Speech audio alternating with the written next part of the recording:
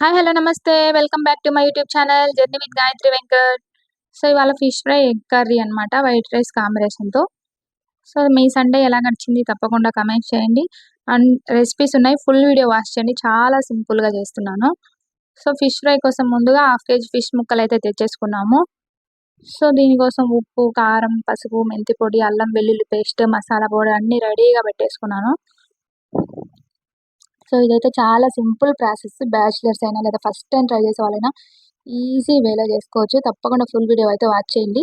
Fish ముక్కలనైతే ఇట్లా ఒక బౌల్‌లో తీసుకొని ఇవైతే కొంచెం జాగ్రత్తగా నిదానంగా తీసుకోండి. అన్నీ మ్యాష్ ఇరిగిపోతాయి, చెదిరిపోతాయన్నమాట.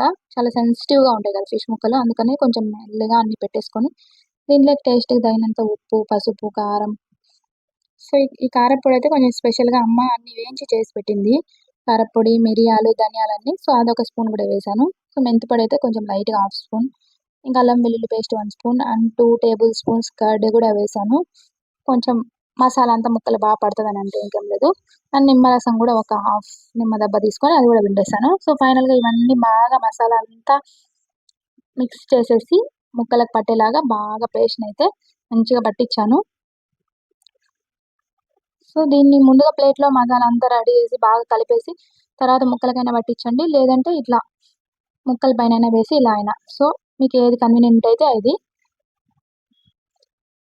సో, ఇది బాగా ముక్కలకంతా పట్టించిన తర్వాత దీన్ని ఇలా రూమ్ టెంపరేచర్‌లో అయినా వదిలేయండి టైం ఉంటే.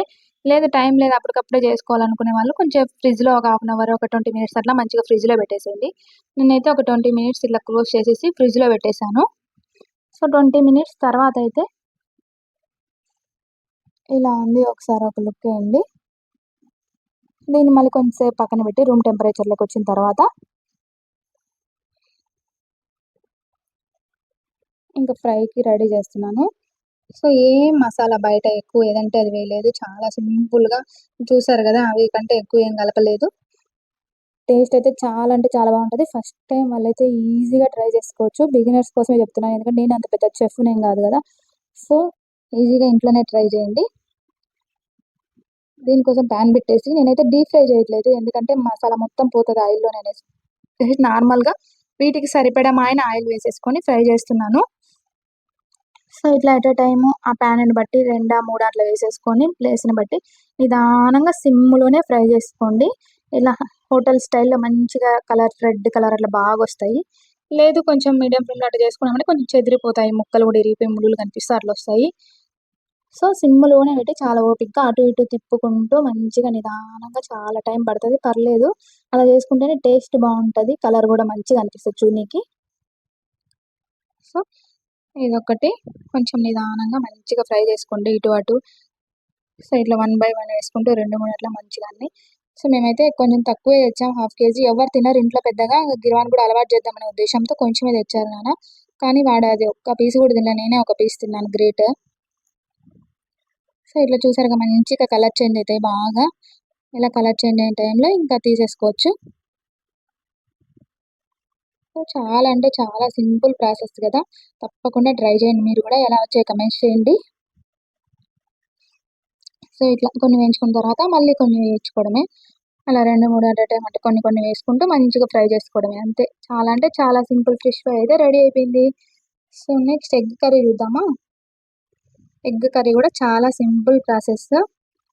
సో, తప్పకుండా ట్రై చేయండి మీరైతే. నా రెసిపీస్ ఎలా వచ్చాయో కామెంట్స్ చేస్తా ఉండండి. సో, ఈ విధంగా ఫిష్ ఫ్రై అయితే అట్లా చేసేసుకున్నాం అయిపోయింది. ఎగ్ కర్రీ కోసం పాన్ పెట్టేసి ఆయిల్ వేసేస్తాము. ఆయిల్ హీట్ అవ్వగానే ఎగ్స్‌ని ఫ్రై చేద్దాం అనుకుంటున్నాను. ఒక్కోసారి నార్మల్‌గానే చేసేస్తాము. ఉడకబెట్టిన ఎగ్సే గదా! ఒక్కోసారి డైరెక్ట్ కర్రీలో వేసేస్తాము. ఒక్కొక్కసారి ఇట్లా లైట్‌గా ఫ్రై చేస్తాము. ఎందుకంటే అదొక డిఫరెంట్ కాంబినేషన్. రోజు ఇలా తినే వాళ్ళకి అలా బోర్ కొడితే అలా చేసుకోండి. లేదా అలానే తినే వాళ్ళకి ఇట్లా డైరెక్ట్ ఎగ్స్ అయినా ఏసుకోండి. సో, మేము ఎక్కువ మోస్ట్‌లీ ఉడకబెట్టిన డైరెక్ట్‌గా ఏస్తాం కాబట్టి ఈసారి కొంచెం ఫ్రై చేసి చేద్దామనేసి ఇలా కొత్తగా ట్రై చేస్తున్నాము. సో, ఎగ్స్ కొంచెం ఉప్పు, కారం, పసుపు అంతే వేసి లైట్‌గా ఫ్రై చేస్తాం అంతే. ఎక్కువ సేపు గూడా గాదు. జస్ట్ పైన అట్లా లేయర్ వచ్చే వరకు అంతేను. ఆల్రెడీ ఉడికిన ఎగ్సే ఇవి. సో, కొంచెం లైట్‌గా ఫ్రై చేసి పక్కన పెట్టి ఇంక అదే ప్యాన్‌లోనే ఆనియన్స్ వేస్తున్నాము. ఆనియన్స్ కొంచెం ఫ్రై అవుతున్న టైంలో పచ్చిమిర్చి. సో ఈ ఆనియన్స్ పచ్చిమిర్చి బాగా ఫ్రై చేయాలి. సో ఎలా అంటే బాగా ఫ్రై అయిన టైంలోనే వీటిలోకి పసుపు, కారము, ఉప్పు, ఇంకేదైనా ధనియాల పొడి అట్లా మనం వేసుకోవాల్సిన మసాలా ఉంటుంది కదా, కొబ్బెర అన్నీ వేసేసుకుంటాం ఇప్పుడే. సో ఇదంతా బాగా ముద్దలాగా ఆయిల్లో మంచిగా ఈ పౌడర్ అన్నీ ఫ్రై చేస్తాము.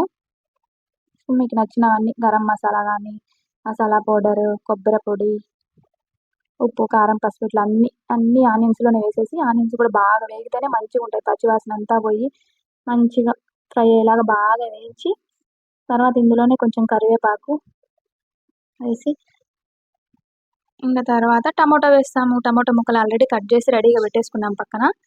సో ఇందులోనే కొంచెం కరివేపాకుతో పాటు కొంచెం కొత్తిమీర కూడా వేసుకోవచ్చు, లేదంటే ఇంకా ఫైనల్గా ఒకేసారి వేస్తామనే వాళ్ళు లాస్ట్లోనే వేసుకోవచ్చు. ఇట్లా ముందు వేయాలనుకుంటే ముందు కూడా వేయచ్చు. సో ఇది వచ్చేసి ఎండు కొబ్బరి పొడి అనమాట. అది కూడా కొంచెం మసాలా థిక్నెస్గా వస్తుంది అనేసి, అంతే ఇంకేం లేదు. పింక్ సాల్ట్ వాడుతున్నాను కదా నేను చెప్పాను. సో పింక్ సాల్ట్ కానీ మోస్ట్లీ కల్లుప్పు కానీ అంతే, సాల్ట్ అయితే వాడట్లేదు మేము. సో ఇవన్నీ వేసిన తర్వాత మసాలా బాగా పడిన తర్వాత టమాటో ముక్కలు అనమాట. సో టమాటో ముక్కలు బాగా మెదిగిపోవాలన్నమాట, మ్యాష్ అయిపోయి బాగా కలర్ చేంజ్ అయిపోయి ముద్దలాగా మంచిగా అయిపోవాలన్నమాట. అంతవరకు ఇట్లా మూత పెట్టుకుంటూ సిమ్లో పెట్టుకుంటూ బాగా తిప్పుకుంటూ కలబెట్టుకుంటూ మంచిగా బాగా ఫ్రై అవ్వనియాలి. ఇదైతే మాత్రం ఏ పులుసు కర్రీకైనా థిక్గా రావాలి మనకి అన్నం అంటే ఆ మెయిన్ థింగ్ అంతా ఈ టమాటోలే ఉంటుంది. ఆ గుజ్జు అంతా పోయి మంచిగా మ్యాష్ అయ్యే వరకు బాగా మగ్గించి పెట్టుకోవాలన్నమాట. మధ్య మధ్యలో మూత పెట్టుకుంటూ తీసుకుంటూ కలబెడుతూ ఇలా చేసుకోవాలి. సో ఈజీగా మగ్గిపోతాయి టమాటోలు తొందరగానే. సో ముందు టమాటోలు వేస్తే మాత్రం ఆనియన్స్ మగ్గవు. ఇది ఒక్కటే ఏ దానికైనా బాగా ఆనియన్స్ మగ్గిన తర్వాతే టమాటోలు.